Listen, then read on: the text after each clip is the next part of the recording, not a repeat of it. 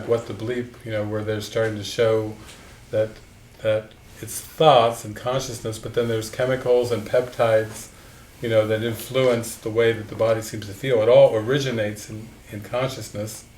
And then they'll even say that we even draw forth characters and situations that reflect what's going on inside of us. It's really showing, it's making all the connections, but instead of it being an external world that's completely apart from us, it's seen more as a reflection of consciousness, which is very empowering, because if the world was apart from you, then it'd be easier to stay with the belief that you're just a victim.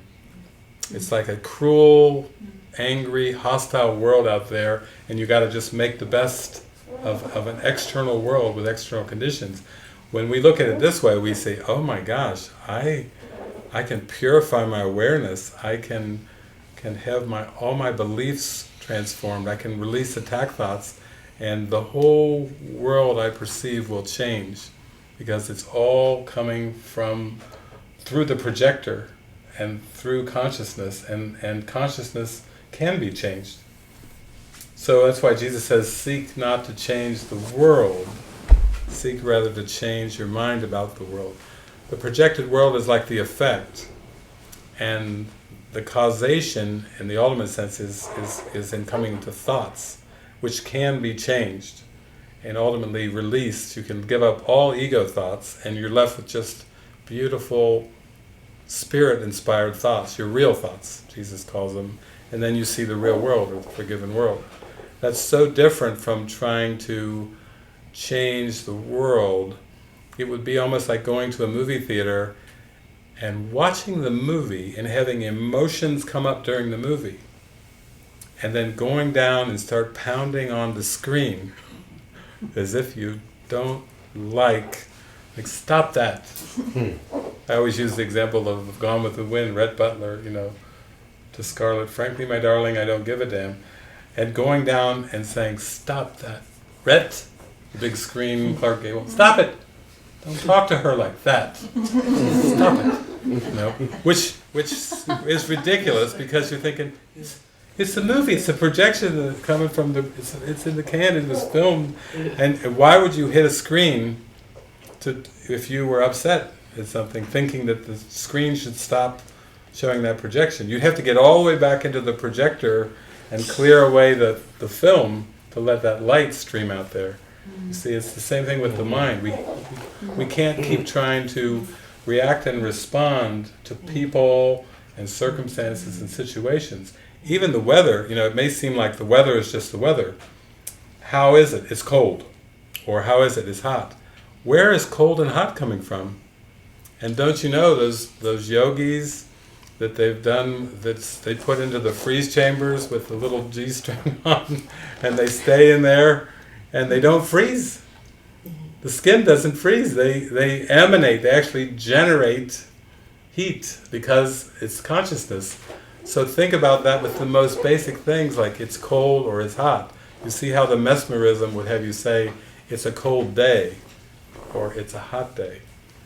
I had a friend one time that traveled with me, and we were in Florida. It was, like one of those seemingly humid, hot days in Florida. We're driving along, and she's sitting in the front seat with me, and I'm just so into the joy of the Course. I'm just, going to gatherings and sharing and shining, and she's in the front seat, and the sweat is just dripping down her face, and the air conditioner in the car just broke, and it's a Sunday, and there's nothing open, and she's just like, oh, I'm dying, it's so hot. And I was driving, I said, oh, you're having hot thoughts. And she was like, she gave me a look, like, what did you say? I said, you're having hot thoughts. It never had dawned on her mind that what she was experiencing was just coming from thoughts and nothing more. Not the environment. Humidity is a thought. Everything. It's one of Armel's favorite things. Everything is a thought. She was saying the other day, I have to remember that. I love it when I get that awareness. It's all thought. Because see how empowering that is.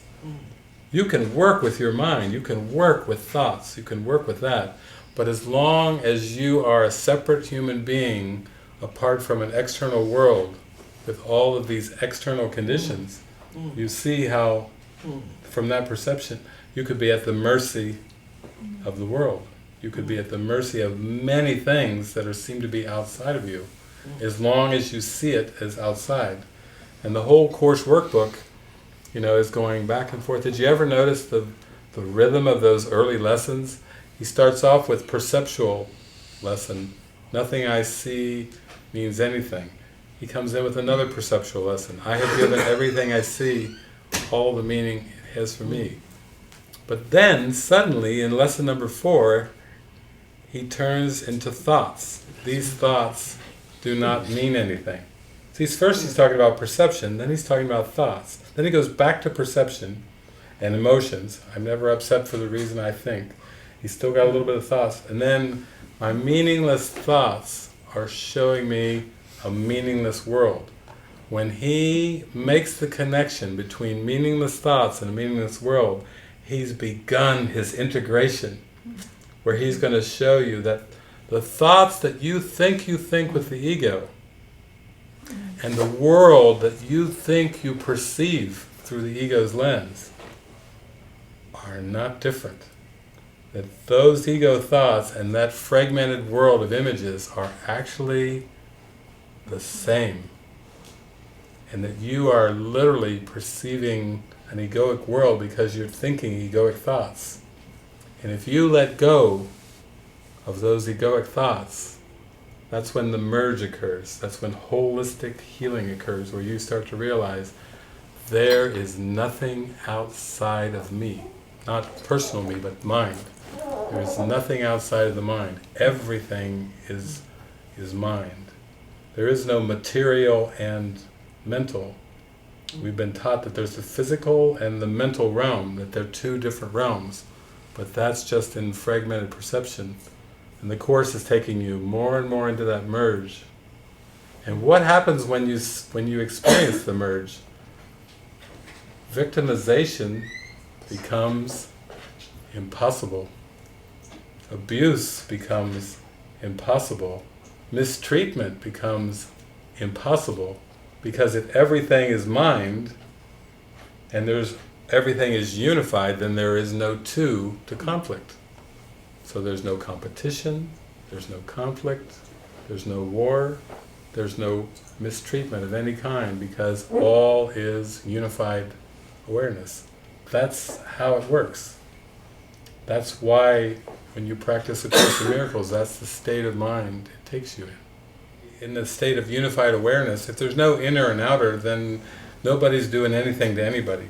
And there's another thing that's fascinating about that, is Jesus says in the workbook, when you go into this state, the body will not feel at all. There will be no feeling of feeling well or ill. Because again, when the mind is healed, then there's no projection onto the body. Now for most of us in the human condition, we would say the body feels, and when we say I have a headache, it's meaning the body has a headache, or I have a migraine, or so forth. But as you go deeper into unified awareness, you start to realize that the mind tells the body what to feel. And when the mind's conflicted about itself, when it has forgotten the Christ, then it projects pain onto the body, as if the body is feeling. It's a pretty convincing trick. It's a pretty, to the ego, and the mind believes in the ego, it's very convincing. It seems like bodies feel, it feels like characters are not just characters in a dream, like they're real. Just like in dreams at nighttime, they all seem very real while you're dreaming them. And that's what makes it so convincing. That's why it's a course in mind training. An untrained mind can accomplish nothing. The mystics, the saints, the yogis are really training into this unified awareness.